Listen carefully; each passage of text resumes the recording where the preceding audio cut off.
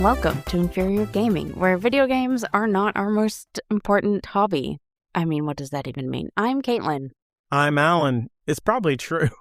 I mean, you did just talk about the gardening that happens at your house and how much food you have, so I guess that's kind of important. Yeah, I do zero of that work other than I mess up that work. I have been banned from the garden to feel like Nice. You do not understand weed versus useful plants, sir.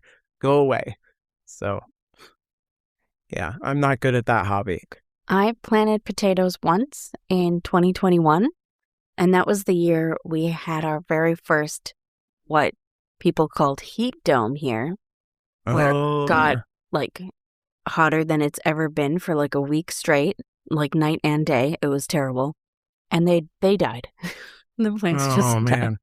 And, Yeah. I mean, they did, I dug them all up, and they were edible, but a lot of them really needed to grow longer. They were the smallest potatoes you could possibly imagine, but they were yummy. Yeah. And I have never gardened since. You actually caused the heat dome. That's the science. That's what I I'm figured, hearing. Yeah. I think probably if you go by amount of time spent on things, then it is reading books is the thing that I do the most. Mine fluctuates, but I would say now, yes, I've also been reading a lot. But let's not jump ahead. Right. What have you been playing?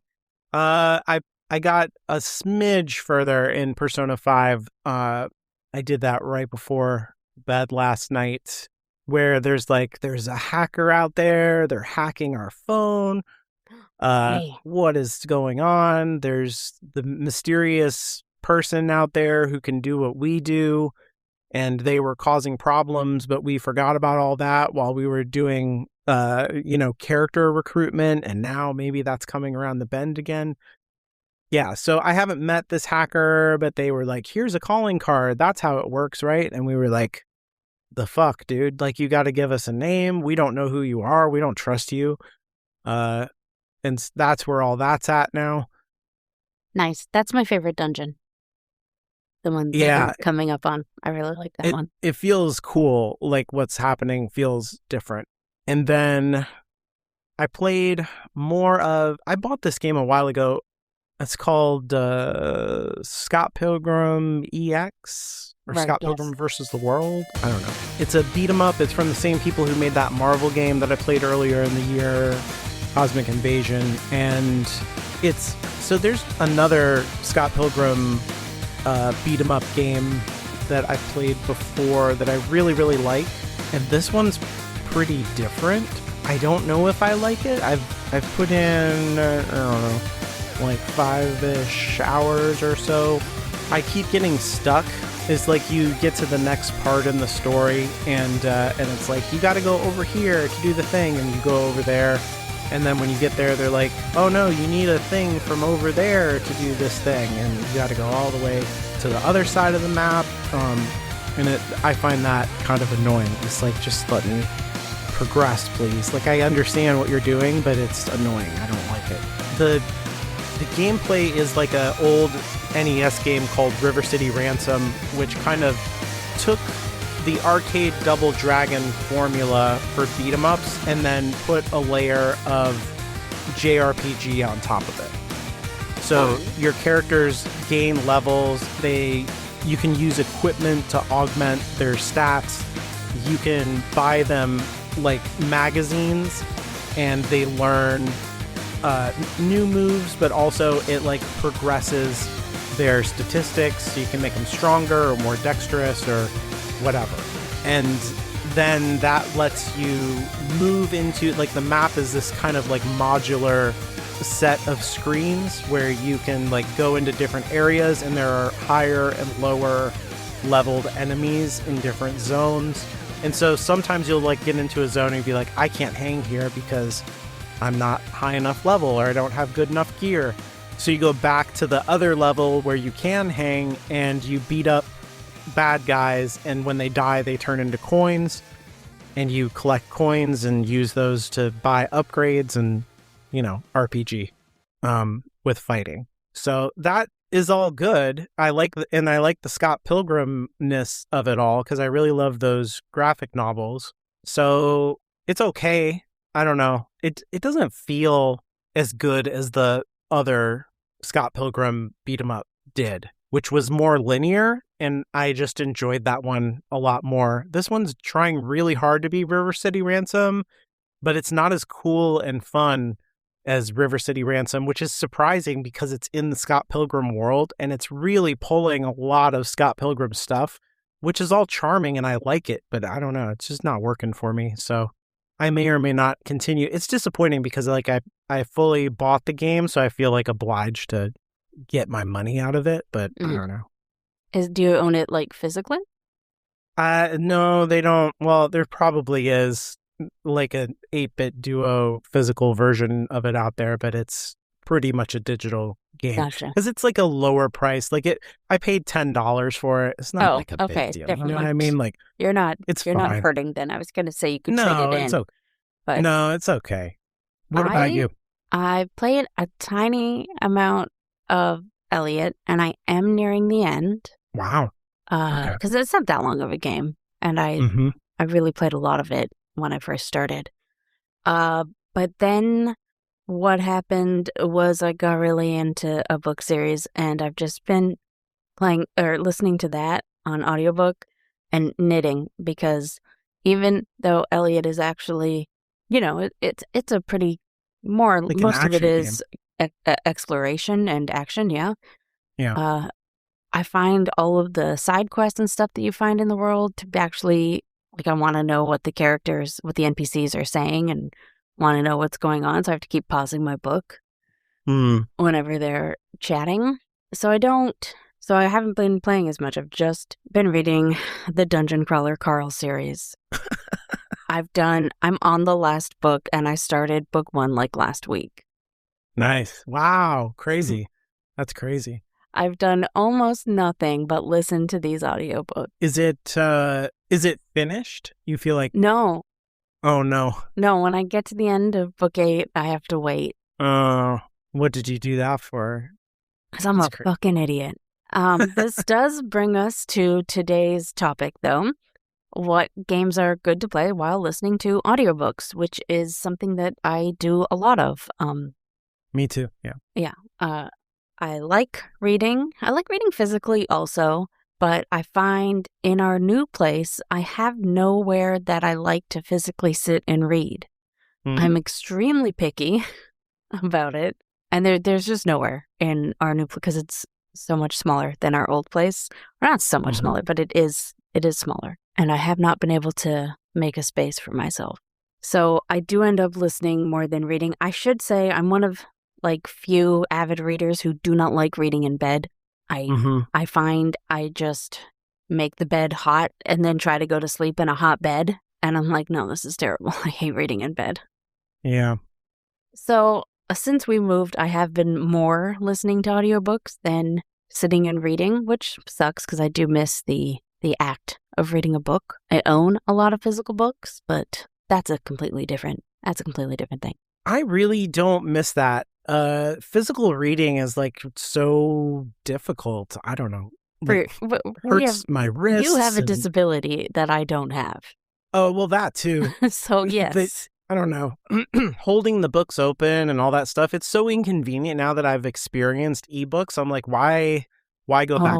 That being said, I do read physical books from time to time. I took that vacation earlier this year, and I read a book physically, while I was on vacation. So I still do it, but gotcha. Mostly audiobooks as well. Another thing that I do love about audiobooks is the ability to do 2 hobbies at a time.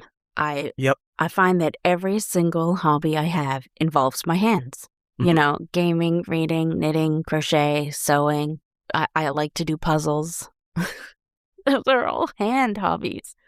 Yeah. I don't watch much TV or movies because of the books and the games.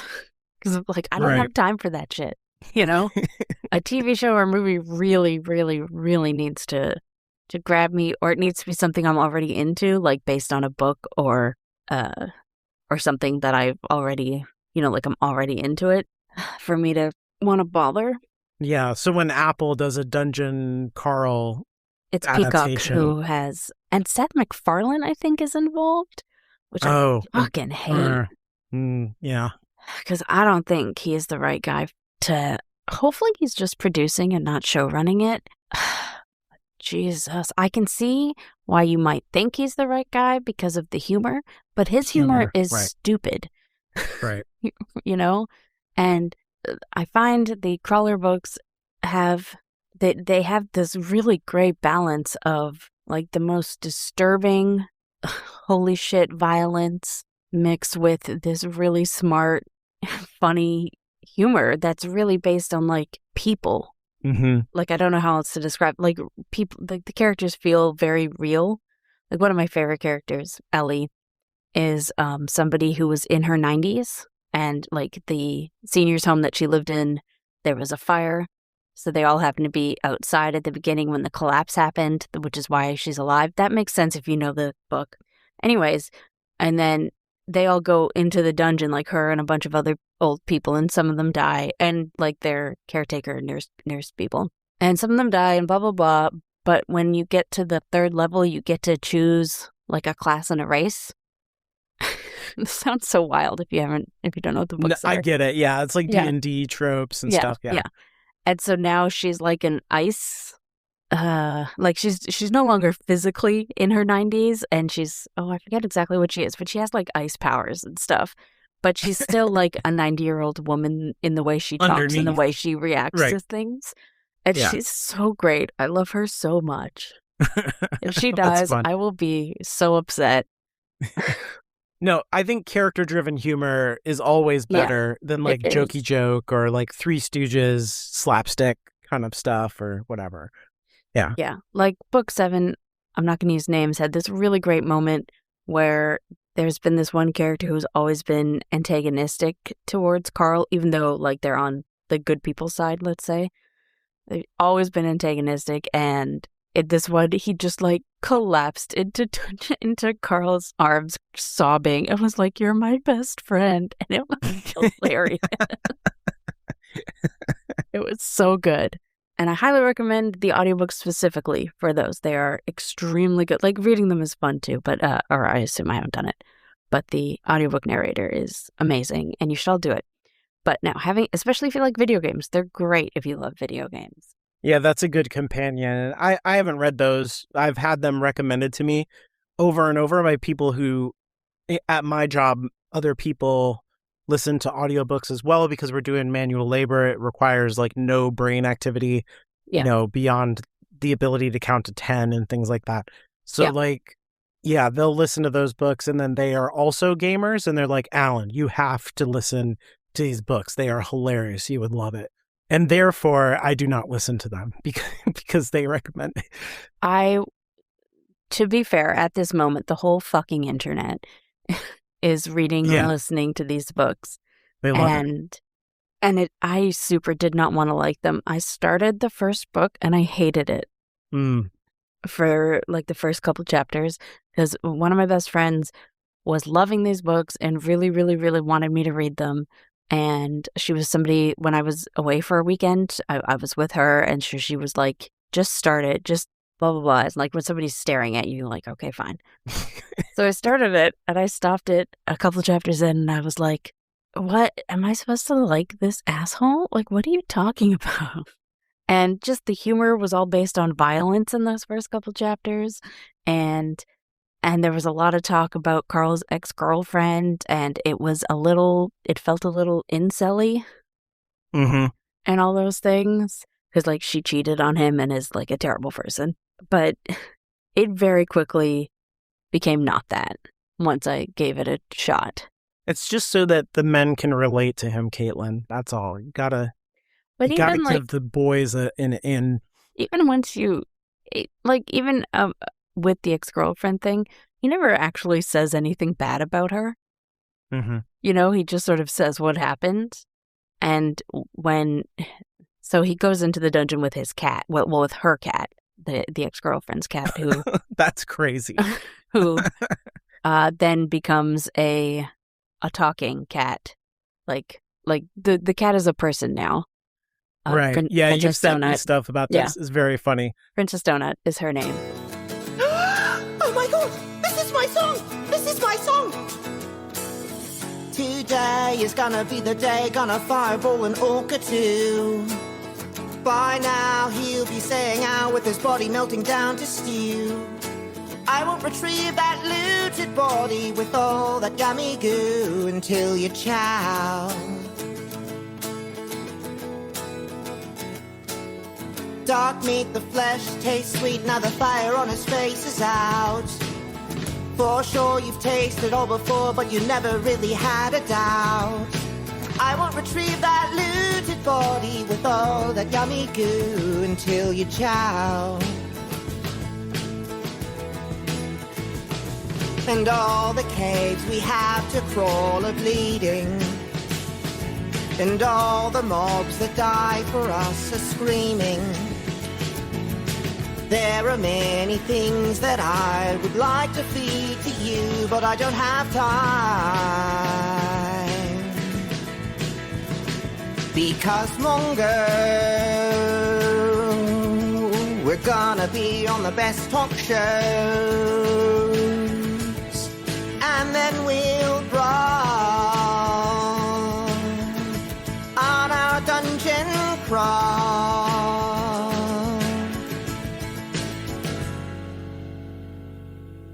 I did it! I can't believe I did it! I don't know what to say. I don't know if that was good or not. Mongo? Mongo, come here! Mommy wrote a song about you! And she will literally, like, talk about how much better the ex-girlfriend is of a person and reveal all this other, like, how much she was cheating on Carl and all these terrible, terrible things she was doing that the cat saw. And still, like, Carl is just like, okay, whatever. And, like, he never actually says anything bad about her until something is revealed much, much later on that is truly horrific that she did. Like, holy shit, bad. You've been doing this while knitting, though. I did some more knitting, yep. And I have played some Elliot while listening to it. Oh, you know what I didn't mention in games I've been playing is I downloaded Moonlight Peaks because it's out now.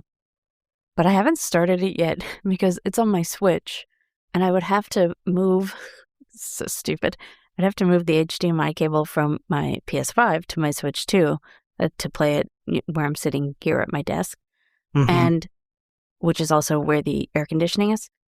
And that's just it's just a pain to go back and forth. And I'm like, okay, I just have to finish Elliot before I can start Moonlight Peaks, and then I'll just move the HDMI cable over. So you play, well, okay, so that's on your PS5 then. Elliot is on my PS5. Elliot. Moonlight Peaks is on my Switch too. And you would play it docked. You prefer I genuinely do not enjoy playing handheld. handheld, yeah. I never had a handheld growing up. Yeah. You know, it's just not ever how I played games. And again, it's kind of like the reading thing. Like if I had a comfy spot to sit and either read or play my Switch, I would probably do that. But I don't. And people out there are probably thinking, don't you have a living room in your place? We do, but my sister's usually out there. Or could be. And even that, I'm like, that means I'm not alone. I want to just sit somewhere by myself. I am very particular about being alone. I get that. Yeah. I've never really played the Switch, so I don't know. I've never tried to do that, controllers on the side of the screen thing, so I don't know how it would feel. Oh, it's fine. I've done it before. Yeah, I've done it before. It's fine. It's not my preferred way to play. I had a great controller back in the day on the PS2. I'll probably talk about this more later. I bought it because of Final Fantasy XI, which I've mostly played on the PS2. And it had the two analog sticks, on the left and right, and all the other buttons. But then in the middle, it had a full-sized keyboard. And so, you would hold it I remember like a seeing gigantic those. controller. Yeah. Yeah. Oh, wait. A full-sized keyboard? a full-size one. It Not was like a big... Because I remember seeing like PS5, not 5, like PS3 or 4 controllers that had like a small keyboard, like miniature, but I think it had, the whole alphabet and stuff in there. Yeah, so I had one of those for the Xbox. It kind of plugged into the bottom of your regular controller. It was like a whole keyboard that was like miniature, the way that you're saying. Oh, okay. But this was a full-sized Logitech keyboard, That's like made wild. by Logitech for the PS2. And then the two parts of the controller could slide off of it, kind of like the Switch. And then they had like a smaller thing that they could connect to like a regular controller. It was still bigger than the PS2 controller, but it was like more like a regular controller. I never used it that way, though. I only used the keyboard version because you really needed the keyboard to play the Final Fantasy 11. You had to have it because you couldn't just push buttons to do your commands. You had to like input things to be like, now do this certain move. Like it was faster to use the function keys and things like that than it was to push buttons and use the analog sticks. Wild that was a console-only game at the time. No. It was on PC. Oh, it was? Yeah, it was. Oh, It was okay. better on PC, but I didn't have a PC. You're right. Sorry, I was thinking that all their games of that era were console-only, but I guess you could play like Final Fantasy 7, 8, 9 on PC. I did, in fact, play them on PC. Never think about that. Yeah. Yeah, it was a weird time because I didn't even have a PlayStation for a while, and I bought Final Fantasy 7 and Final Fantasy 8 on the PC, which was a terrible experience. Yeah, I've heard it was not great. Yeah. But then I got consoles, and I played Final Fantasy 11, and I had that weird controller. So that's the closest I've ever gotten to playing a Switch, is that bizarre controller. Interesting. No, it's fine. It's just not my preference. Mm-hmm. Anyways, thank you for letting me spiel about Dungeon Crawler Carl. Sometimes when you're so deep in something, you just got to get it out. But that led to me being completely unable to think of a topic this week, even though it was my week. So I just said, good games to play while listening to an audiobook, because that was my life at the time. But we both do this. So. Yeah, that's true. We both do it. And I'm sure a lot of people out there are like, I have too many hobbies. How do I do them all? Here's a good way to combine them. Yeah. I'm going to start us off with saying any huge open world game. This is one of the reasons I love playing an open world game, but the best one is Breath of the Wild. It's so good because, like, A, it's a great game. B, there's not much dialogue, right? Because Link doesn't talk. And most of the time, there's nobody to talk to. It's just Link exploring the world. Yeah, and some Korok who doesn't speak English or whatever. They go, heh heh heh. Right. Whatever. Yeah, so it's great. And sure, if you're listening to an audiobook, you miss out on the great music. But sometimes sacrifices have to be made. So do you listen with the sound totally off? I usually listen to it at 5, let's say. Down enough that I can't hear it while I'm listening to my audiobook, but enough that if something's happening and I want to listen, I can just pause my audiobook and I can hear it. Yeah. Interesting. Yeah. Does it need to, is there any synergy you're looking for? Like, I'm going to listen to an adventure audiobook and go on Link's adventure? You don't care? No, not at all. So there's just crazy, I don't know, your smut fantasy, and then you're feeding a goblins. I'm trying to you say my smut fantasy. I don't know anything about it, Caitlin. I've never. I just talked about Dungeon Crawler Carl. That's the only thing people currently know about my reading taste. Yeah, true. But Breath of the Wild in particular is great because even if you are pointing yourself towards a plot thing, it's gonna take 3 real life days to get there. Because you're gonna get distracted. You're gonna go over here. You're gonna see a shrine you can go do. You're gonna see a tower you gotta climb. You're gonna see something that game is. It should be called Zelda Breath of the Wild Distraction. You're always just going off here and then thinking, wait, where was I actually heading?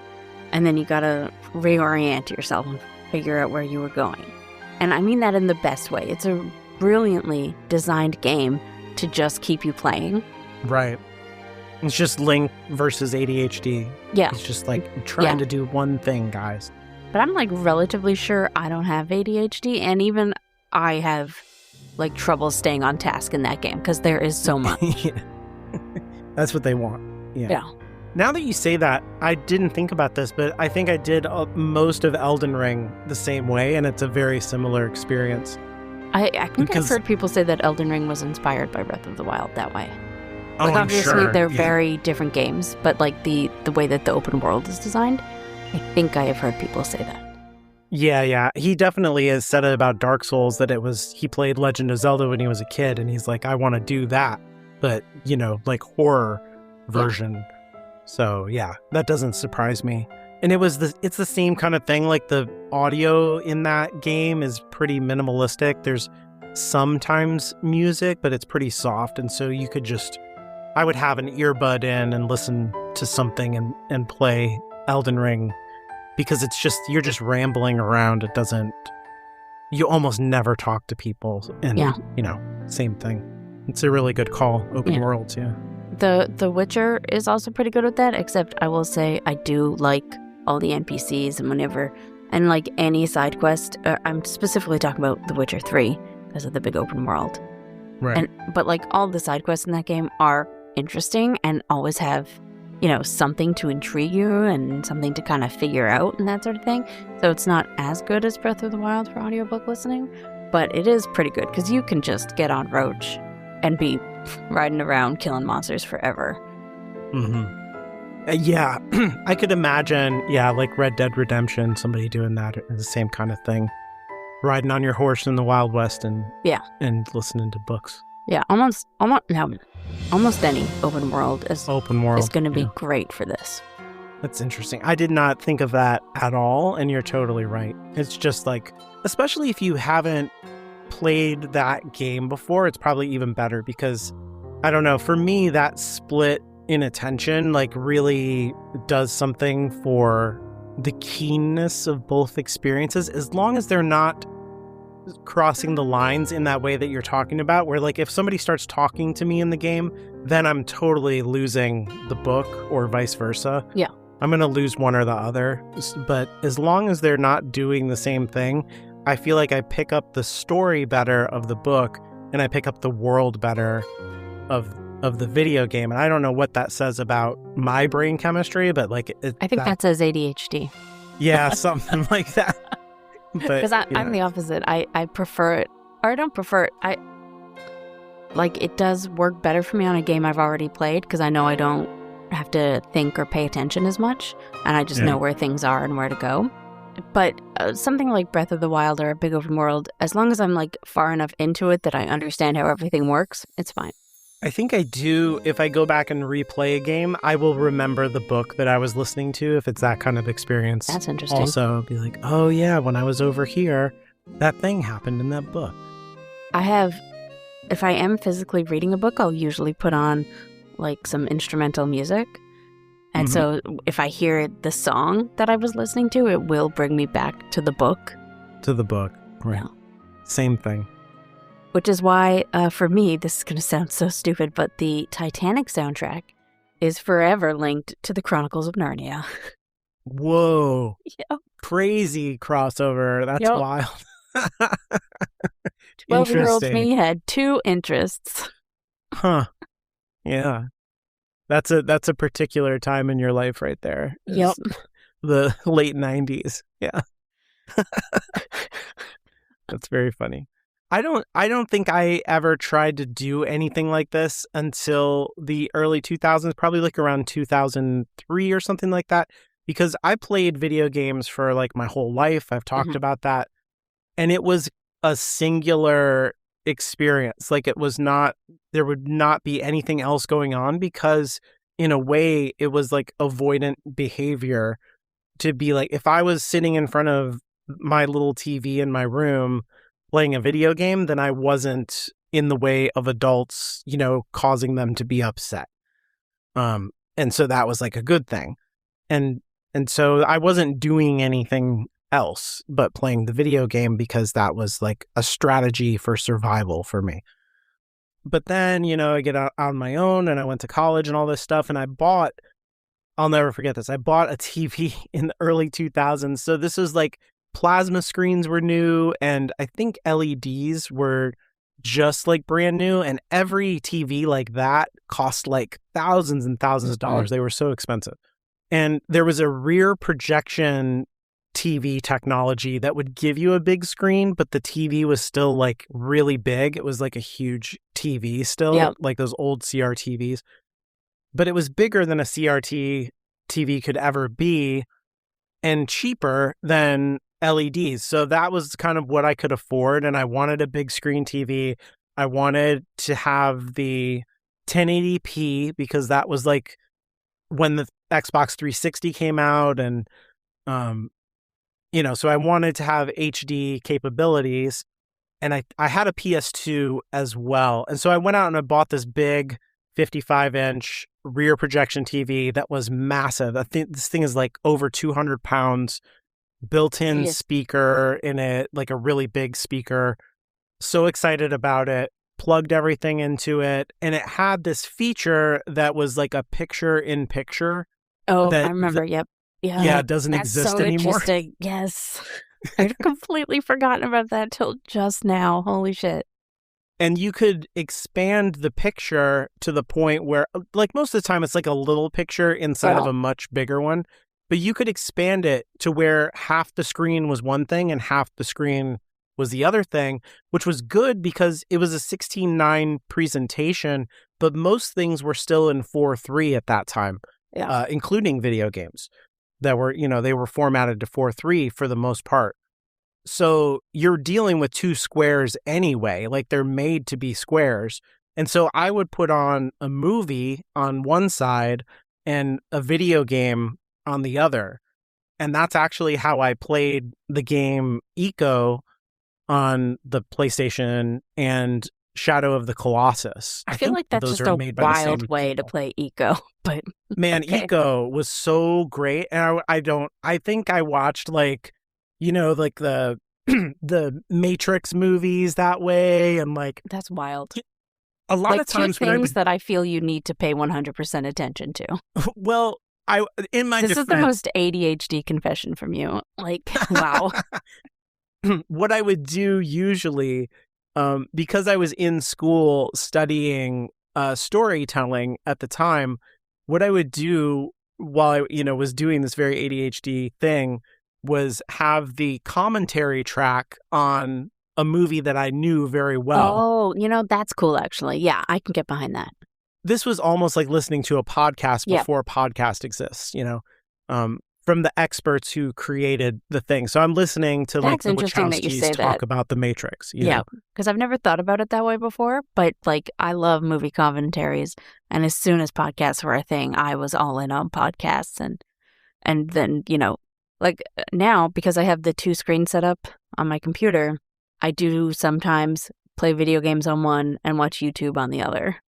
100%. So, yeah, I do that thing. all the time. Yep. And I'm not watching the YouTube thing necessarily. Like it's the same kind of, it's mostly an audio experience. Although I am glancing back and forth. But yeah, I played Eco that way. And the nice thing about both of those games is that you're pretty isolated. Like there's other characters who are very important to your protagonist, but it's just kind of you. Like in Eco, it's just the two of you, and it's almost like you're one character anyway.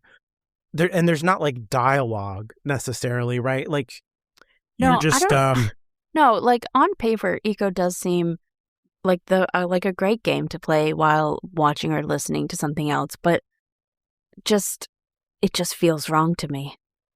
It just feels wrong. Had you played Eco? I wasn't sure if you ever played it. I haven't played it, but I've like seen it, if that makes sense. Yeah. It's I think those are made by the same guy. Yes. Yes, they are. Yeah. It's a really existential kind of game. Exactly. It's like, puzzle solving. It came and out stuff like that. when I only had money for Final Fantasy, let's say. Right. Yeah, that's right at that time. That's that PS2 late era. Yeah. Shadow of the Colossus was the same thing. I think it had a mode in it where you could kind of play it in HD. Like, it was not really in HD, but that game was amazing to play. And like, I distinctly remember listening to, commentary tracks from different movies while climbing on the Colossus bosses and trying to figure out that world. That was a whole early 2000s thing. That was when I was first like, wait a minute, I love movies, I love video games, I can do them together. This is amazing. Yeah. So I think the very first game that I played and listened to an audiobook at the same time was Animal Crossing. And that is like, okay, in 2020, I would not put Animal Crossing down. I literally had it set up on my work desk beside me, and I would be working, and then every now and then I would do something on Animal Crossing. It was my life for a good while there. That's a whole different two things at the same time. Yeah, it didn't work very well. I don't recommend it. It was mostly I would wait for balloons, which is a thing. Anyways, and that's the first game that I did it to, and a lot of those types of games are really good for it. The one problem with Animal Crossing is that fishing I do completely by sound. You can do it by sight, and you could probably do it by feel also because of the way that this works in the controller. But I do it completely by sound. I'm better at the fishing in Animal Crossing if I close my eyes. But because I've played it Animal Crossing so much, it works better. Like, I enjoy Animal Crossing more if I'm also listening to an audiobook or like watching YouTube, but mostly audiobook. Because sometimes you're just designing something for hours, right? Or decorating or whatever. So it's nice to have something else going on. And so because of that, I've just never completed the fish museum. I've just never done it. Because I'm bad at the fishing in that game anyways, because I get frustrated very easily. And I just... Is there no fish people? Like, they're fine with eating fish? There's octopus people, but other than that, no, there's no fish people. That doesn't feel inconsistent to me, because But we don't eat the fish. We give them to the museum or sell them for money. And what happens after that, I don't know. Yeah, interesting. Well, I guess do you eat any food in that game? You know what? Now that you say that, I think you can cook the fish. Okay. Yep, there's recipes to cook the fish. So yes, you can eat them. I don't know if you can eat them when you first catch them. Maybe you can. I don't think so. Interesting. Yeah, that's interesting. Like, I was just thinking while you were talking, I was like, yeah, there's a tanuki and there, a hippopotamus person and like all of this stuff. There's like a cute puppy dog guy. Is there not a fish person anywhere? I guess they couldn't walk around. Like, how would it work? I mean, how are the octopus walking around? But I think a lot of legs. I guess, yeah. That is, you mean visually, not just how are they breathing. It would be really hard to animate. Like, I guess he hops around like he's got a potato sack on his legs or something. But that's really the only downside that I have had in the Animal Crossing. And like, the fishing in Animal Crossing is technically quite easy. I'm just somehow super fucking bad at it. Do you find that, like, not at work, but like listening to an audiobook made you better at the fishing at all, or you had to turn it down for the fishing? No, I would have to stop listening. Not just down. It would have to be off. I have to be eyes closed, listening for the correct bloop noise to get the fish. Like one with the force. Yeah. You gotta key in. And even then, I miss it. Like, I don't think I've ever gotten, you get Nookma. No, God, I don't know. You get rewards in the game for doing certain things, and there's one for doing catching 100 fish in a row without missing one, and I've never gotten it. Was it any particular like set of books or anything that you remember about Animal Crossing that you were listening to, or no idea? Over the years, it's probably been a bit of everything. It might have been His Dark Materials, because we were like doing that podcast then too. That's true. It might have been. Although I mostly read those because I was taking notes. Oh, right. Like physically read. I was the one doing I think I was the only one doing the audiobook in that podcast. I do really like those audiobooks, so maybe I was listening actually and just winging the Listening notes. That and sounds like me reading. actually, yeah, winging the notes. I mean, I went into that podcast knowing exactly what I wanted to say about everything, so. You were the expert. That was Yeah. the whole point. Yeah. Interesting. Yeah, because I couldn't tell you, like, I definitely listened to audiobooks during Elden Ring and stuff, but I couldn't tell you. Maybe if I replayed the game, I would be like, oh, yeah, I re-listened to The Wheel of Time or something like that. I have not found that, like, audiobooks imprint in my brain the way, like, music does, like I was saying. Mm-hmm. I have not found that at all. Yeah, probably because you're replaying the game, too, you said, so. Yeah. Though I do wonder if, like, I booted up Breath of the Wild, if I would immediately feel like I needed to start a particular book. I don't think I would. And just not remember that you read just it not before, remember, because you but do that, too. It would just, it would be a subconscious thing. Like, I wouldn't even be able to confirm or deny it, you know? Yeah. Yeah, I definitely did the same kind of thing with the movies. Like I said, when I was playing Final Fantasy XI, that was around that same time as Eco and all of that. Because there is so much grinding in that game, and you had to party up with other people, and it would just take a long time to do the party stuff. And so I would listen to the commentary tracks of movies all the time during that period of my life. But it was really like later, especially like after I got married, where audiobooks became affordable, online. It was like a whole different thing. I used to listen to audiobooks on CD way back in the day in my car, but that was a pretty expensive experience. It was like more than a hardback book, or sometimes it was abridged even, like you didn't even get the whole book. Yep. So it was a whole different thing. But Audible and Apple had high quality audiobooks, and they were pretty affordable. And so I would play, the old JRPGs were probably the best experience at that time. Like I'm talking about like 2009, 2015, in that area. It would be like I would listen to audiobooks and podcasts and be out there, grinding in JRPGs a lot of the time. And that was the main way that I did this kind of thing. And it was, not the story bits, but like you're just doing battle after battle after battle. That was very, very relaxing to me, to have a story and to do that.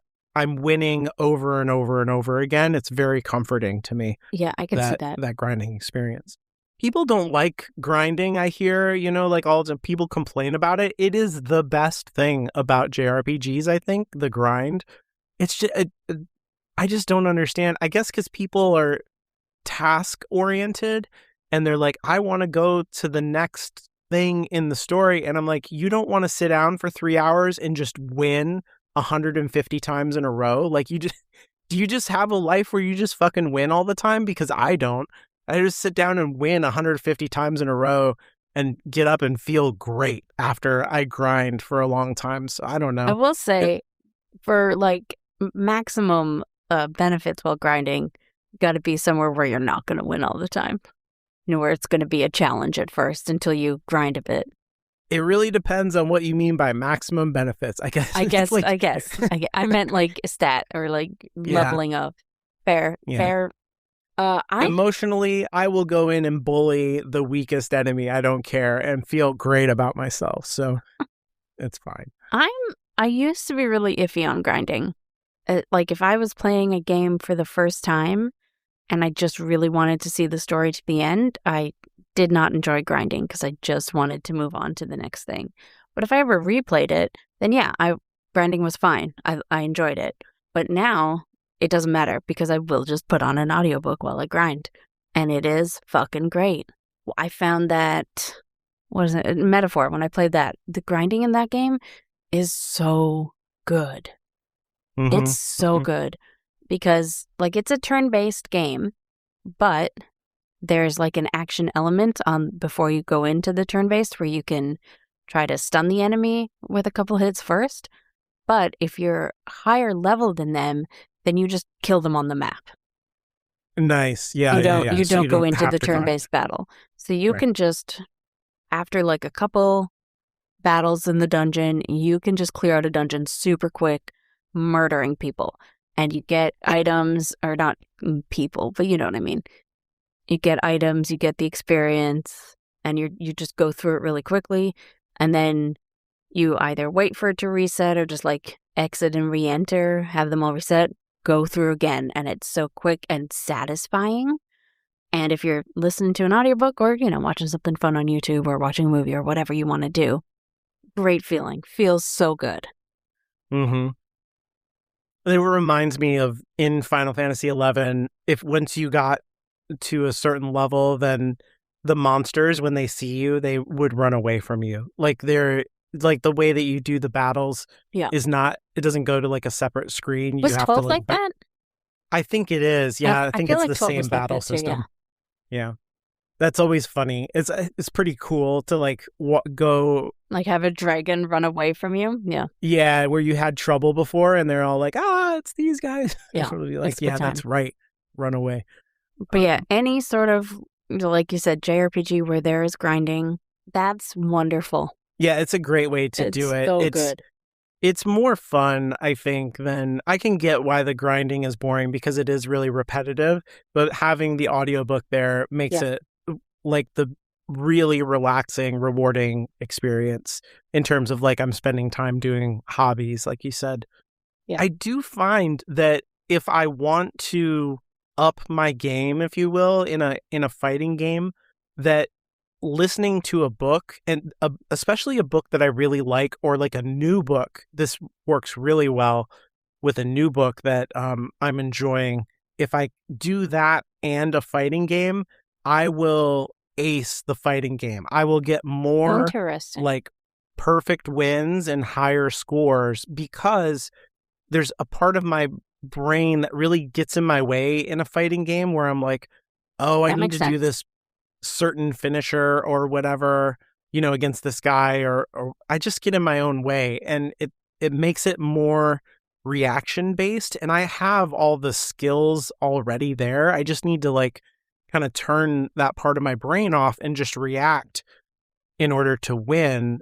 And so like, since my brain is occupied with the book over here, that other reactionary, more physical part of my brain can just like react, and the whole thing turns out a lot better when I'm doing that. Nice. It's a pretty weird thing though. I don't know. I just thought in The Adventures of Elliot, there's trophies for killing, I think, 200 enemies with each weapon type that you get. And you get like, oh man, 6 weapons? 8 weapons? I don't know. There's a bunch of them. But it's like Elden Ring trophies is the same thing. I only really like using 2 or 3 of them. So what I might do, pop on a book, go back to the first area where the enemies are the least painful. What am I saying? The least ouchy, they're lower level. Yeah. Jesus. And you just swipe through them once or twice. And just go through the whole map a couple times. Yeah, and get the weapons 200. that I don't like and get me the trophies. That'll be great fun. A little grindy. Well, you don't get experience in this game, but you can collect money that way and magicite, which you do need. Yeah, resources. Yeah. Yeah. And just some other games I thought I'd mention, like farming sims, Stardew Valley, Coral Island. I think I've mentioned this before, how much I love clearing the garbage in the ocean in Coral Island and just listening to a book. That's the most satisfying shit that's ever happened in a video game to me. Because it feels so good to get rid of it all the garbage in the ocean, and you need to be paying attention to absolutely nothing to do that other than like your the resource you need to be able to do things, stamina.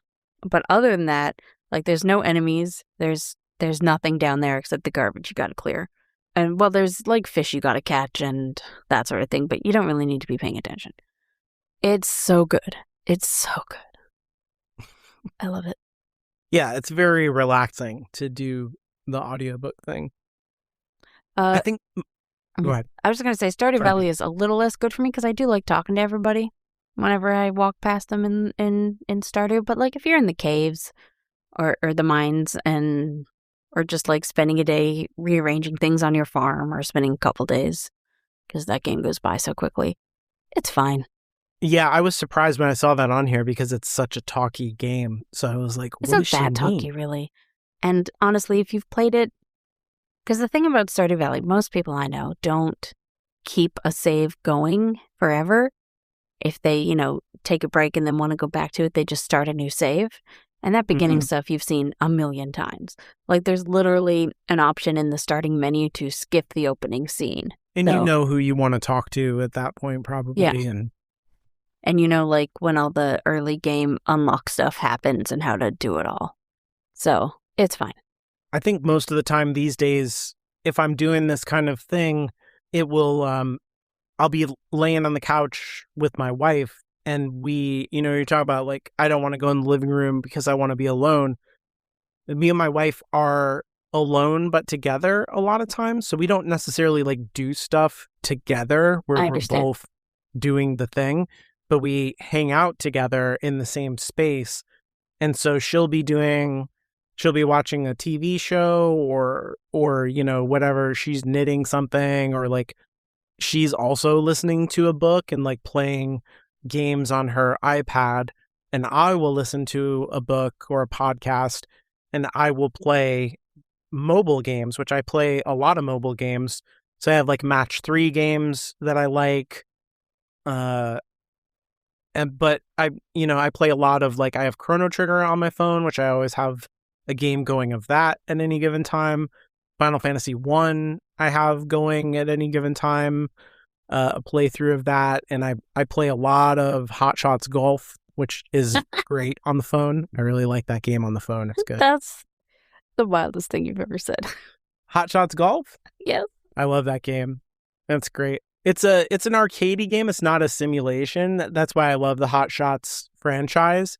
Gotcha. They're so much fun. Little anime guys.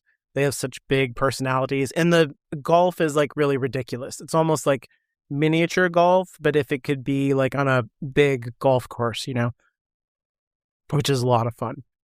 That's a great game to listen to an audiobook too, because every shot is its own, like, you're kind of concentrating and trying to do your thing. And it's like the fighting game thing for me, where I have one kind of concentration following the book, and that frees up something in my mind to just kind of, like, the way that you have to do the ball strike in that game is with your finger, and you have to trace as straight a line as possible. And the amount that you deviate to the left or right will cause your ball to, like, go where you're not aiming in that direction. That sounds terrible to me. It's really difficult, but so is golf. Like, it's trying to simulate, doing a perfect golf swing. And if I'm listening to a book that I'm really into, it will be like perfect swing, perfect swing, perfect swing, because I'm not getting in my own and you're right about way. It. Yeah. Yeah. That's so interesting, because sometimes I think I'm bad at the fishing in Animal Crossing because I am too worried about it. Mm-hmm. I am getting in my own way about it, but having an audiobook doesn't help. I don't know what would help me with this. Yeah, because you got to hear that sound. So. Yeah. I mean, getting better at doing it visually might be, and then listening to an audiobook, but I'm better at listening to it. I don't know. It doesn't even matter. I don't know either. Like, at this point, I'm probably not going to replay Animal Crossing until we get a new one. So hopefully, the fishing will be the same. I was going to say, and if you do, you're not going to be into the fishing anyway. So. I mean, I will be the first time I play it. Because you want to do it all? Yeah. Yeah. Like, the first time when I was going through Animal Crossing in like 2020 and 2021, that first time, because the bugs and fish change what you can catch during the different times of year, as it's synced to real world time. But yeah, me and some friends, we were always like, okay, this is the rare one, we got to do this. I remember because there's this golden beetle that you have to catch that is super difficult and rare, and we watched videos on how to catch this one, and we did with the net and all that stuff. Is that what you're talking about? You catch it with the net, and basically it will only appear on palm trees And even if you get it to appear, because it's rare, it'll fly away extremely easily. So you have to sneak up on it very slowly. Carefully, right? And anyways, nobody wants me to go into this, but basically what you do is you go to a mystery island, you chop down every tree, and you bring palm trees with you, and you plant like 20 of them on the beach. And you just run back and forth and hope you're paying attention enough to not accidentally run by it and scare it away. Until one appears, and then you very, very incredibly like take one step, stop, take one step, stop. And then you get him. God, he was a bitch. But we did it, and it felt so good. You're actually playing a stealth game. It's yeah, what you're doing. I hate stealth games, jeez. Yeah. Don't listen to people who try to tell you Animal Crossing is cozy. Right. It's not. It's a hunting game, actually. Sometimes you go outside at night and a scorpion attacks you. I'm trying to think of like, there was the stealth game Deus Ex. I really, really enjoyed Deus Ex back on the Xbox 360, I'm pretty sure is where I played it. And I did not listen to books during that whole thing. I couldn't. I was too anxious. I kept like losing my place. Terrible. Yeah, so I needed to sneak around and go through air ducts and stuff, and I couldn't pay attention to anything else except the game. I give myself enough anxiety on a day-to-day basis that I do not need to play a game that's going to give me more. The funny thing about that game is that you don't need to play it in a stealthy way. You can it's like designed on purpose to have like, you can talk your way through situations, you could stealth, you could just be an action hero, walk in there, murder every cop in the place and, take what you got to do and then blow up the building behind you and all of that stuff. But I built the character to make me more anxious. I don't know what that means, but that is what happened. So it just felt like it was the right thing in the story that I was supposed to infiltrate and leave no trace. That felt like what I was supposed to be doing. So, but I do now distinctly remember you telling that story about the beetle that like I could not listen to anything else except the game. I would rather take a bullet than play a stealth game. Maybe not. That's actually, extreme. But like if I had to win a stealth game and never be seen or whatever, getting shot would be easier. Oh, it's impossible. That moment when you're seen too is so terrible. It feels bad in your body. Yep. It's bad. I distinctly recall when I was playing Dragon Age 2 and I did the DLC with Felicia Day, which talk about Uncanny Valley. Mm-hmm. And there's a bit where you have to stealth through some guards who have done nothing wrong and are just, doing their job. We just got to get past them. I tried a couple times and I was like, fuck it, I'm just killing these guys. Murder. I do not care. And I know that they're digital, but I felt bad about it. But I could not do it. If only they had been less vigilant, then you would. If only they had a walking around pattern that was based in reality and not video game difficulty. Yep. Yeah, I think it definitely has to be a certain type of game. It has to be a certain level of attention for me to be able to split it in that way. But it is the preferred. I would rather do that than just play the game solo. I think part of the slowness of me going through Persona 5 has to do with this, because that game grabs me so hard that it's like taking all of my attention, and I'm trying to, like, as I'm going through the game, it's like I'm thinking too much about, like, okay, what does this mean? Or I'm trying to solve the puzzle of the story, and I'm like, I don't want to do that. I want to just let it unfold. I don't want to, like, get ahead of myself in the experience. I just want to go on the journey and not try to arrive at the destination right away. But I can't listen to anything else. Like, the music is too good. They talk to each other in ways that are adorable, and I want to be there with them while they're doing it. And then there's lots of like, you gotta, they're hanging out and talking, and that's really, really important. That's most of the game. So you can't listen to anything else. So it's like messing up the way that I do the games now. Yeah, some games are not conducive to this, unfortunately. Which, depending on like where I am in my life, it does make me not want to play the game. Yeah. Not all the time. Like if I'm super into the game, that's fine. But I think this was part of the reason why I felt super done with Persona 4 before I was finished it. Because like I could listen to an audiobook in the dungeons. That's fine. But yeah. I think that was one of the reasons. Because I enjoyed their conversations with each other. And I was having a good time, but I was done, It's a difficult feeling to express where I like a game and I'm having a good time, but also I want to be finished. Well, those games are a lot. I mean, they're pretty long. They have a huge story and they're just big. You went all the way through Kingdom Hearts 1. Did you do Kingdom Hearts 2? I can't remember now. No, I actually technically have not finished Kingdom Hearts 1. I got too into Elliot and I stopped going back.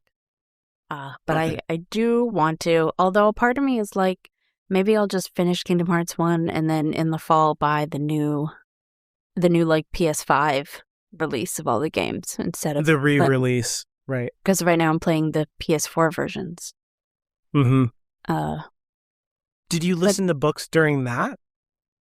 I watch videos or...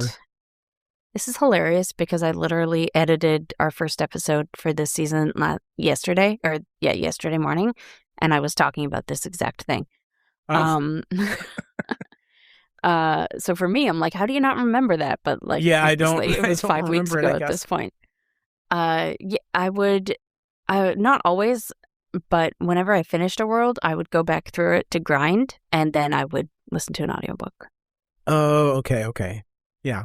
Especially once you unlock Warp on the gummy ship. Although even regular gummy ship, I love doing a gummy ship run while listening to an audiobook. Gummy ship is great for that. Yeah. Especially since I actually gave myself decent-ish guns. I hate designing a gummy ship. It makes no fucking sense. I have 3 wings on my gummy ship. I don't know why. I don't know how. Oh, yeah, it doesn't need to be aerodynamic at all. It can be the goofiest looking but thing. Like, that doesn't matter. I genuinely do not know how I put one of those wings on there. I don't know. Yeah. And I couldn't figure out how to get it off. So I was like, okay, this is my ship. Yeah, it's one of the worst. It's so mediocre at so many. The first Kingdom Hearts is trying to do too many things that they're not really that great at, and that one is really out there. And I don't see why you can't just like have a blueprint, and if you have all the pieces, just say make. Just say make it. Yeah, I've always felt that way. Why can't I do that, Alan? Yeah, I agree. I want to so bad. I just wanted to do it for me. Kingdom Hearts 3 was way better about making the gummy ships, and you could do. So was Kingdom Hearts 2. Kingdom Hearts 2 is way better. It couldn't have got worse, but yeah. I don't even think you needed. I genuinely don't remember the gummy ship in Kingdom Hearts 2, which means it must be fabulous. It was okay. Yeah, it was okay. I like that kind of shooter, 3D shooter, space flight. Oh yeah, game I don't mind anyway. the traveling between worlds. I enjoy that. Yeah, it's fun. I just wish I could make myself a good ship without needing to rip my hair out. And anytime, like, I was Googling or, like, looking up on YouTube, like, a tutorial for making a good gummy ship, and all the tutorials are ass. Because it's just an ass system. Right. Yeah. Literally, even just reading the comments were like, this told me nothing. This helped not at all. This did not help. Yeah. I just want a good gummy ship. I think that's because of Chip and Dale. That's what it really is. They're like, they were good in Rescue Rangers and that was it. And this is not their niche. They should not be building spacecraft. That's not what those guys do. I like Chip and Dale. They're fine. But they're not astronauts. Like they should not do that. That's not their thing. I had breakfast with them as a kid. Oh, yeah? Did you watch Rescue Rangers in the morning? Is that what you're saying? Yes, but we had like a Disney World breakfast with the characters walking around. And there's a picture of me sitting at this table. I was like 5, so I don't really remember it. And with me and I think Chip. Mm-hmm. And I think Donald stopped by our table also. I guess I was already playing Kingdom Hearts even before it existed. I have a picture like that with my kids where Stitch is trying to eat my daughter's head while we're eating breakfast. Nice. He's amazing. Putting her head in his mouth. And she's trying not to smile, and she's just looking at me like, why are you taking pictures of this instead of helping me? But... Amazing. All right. Well, I think we've done it. Yeah, I think this is the way to game if you can. And it's the way to read if you can. Yeah. If anybody has any recommendations, if you can imagine my house layout, because I'm not going to share it. Anyone have any imaginary recommendations for where I can set up a little reading area? I have a chair because it came with us from my old place, but it's in the living room right now. I do sometimes read in the living room in the fall and winter when I can have the fireplace on and have it nice in there, but otherwise you're stuck in your computer chair. I'm stuck in my computer chair. And if I owned less books, I could fit my chair in here, but I have 3 bookshelves in here. So one of them is a huge calyx double stacked with books. So it's like the books are getting in the way of the books. You know? Can't use the books because too many books. Exactly. So if anybody out there ever hears me talking about how my sister buys all the video games and I just play them, know that it's the opposite with books. So my money gets spent too. Right. You're the library. I'm the library. Although occasionally she'll be like, can I borrow this book? And I'll look at her up and down and be like, where are you going to read it? What are you going to be doing? Why do you want to touch my book? So I'm I'm a stingy library. Yeah. Wear gloves while you touch this book. Yeah. All right. This might actually be our shortest episode ever. And honestly, I think that's character growth. Yep. That's good. We didn't have much that we were playing because we were reading stuff too much. So. I know. But soon, in the same way that I feel like a Persona game needs to let me free when I'm nearing the end, I need to be free of it. Or any long game that I'm fucking obsessed with, I get near the end and I'm like, oh, I'm almost free. I'm feeling that way with the Dungeon Crawler Carl books. As soon as I finish book 8, I can be free to live my life again. So I'm almost done. You'll come back and be playing something wild. You'll be like, oh, I'm in a 800-hour game. I'll be like, I finished Moonlight Peaks, finished Elliot. Right, now yeah, exactly. I'm on Kingdom Hearts 3 now. Sadly, there are more books that I want to read. I guess not sad. Sadly. Yeah. Anyways, if you want to tell us your tricks for doing 2 hobbies at the same time, you can reach out to us on Blue Sky at Inferior Gaming. Or you can follow me on Blue Sky at Inferior Caitlin. Send your book recommendations to inferiorgamingpod at gmail.com. And tell us about the games that you have played while you listen to podcasts. Maybe you listen to this podcast while you play a game. I don't know. At hollowedgroundmedia.com, you can go to our contact form and fill that out and let us know there. And remember that the name Dungeon Crawler Carl is extremely difficult for me to say, and I said it so many times in this episode, and it was designed to trip me up, and I hate it. Goodbye.